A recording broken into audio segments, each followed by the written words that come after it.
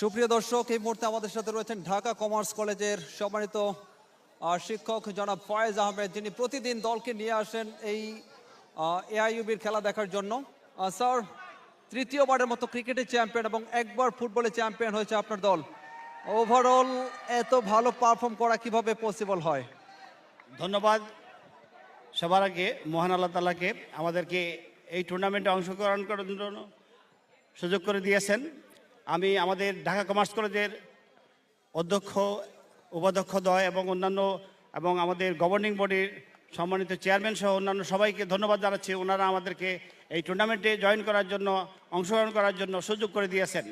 আমি আমাদের খেলোয়াড়দের অক্লান্ত পরিশ্রম করে তারা প্র্যাকটিস করেছে। আমাদের বড় কোনো মাঠ নেই, তাও আমরা ছোট মাঠের মধ্যে অনুশীলন করেছি, আমাদের অডিটোরিয়ামের মধ্যে অনুশীলন করেছি, চেষ্টা করেছি।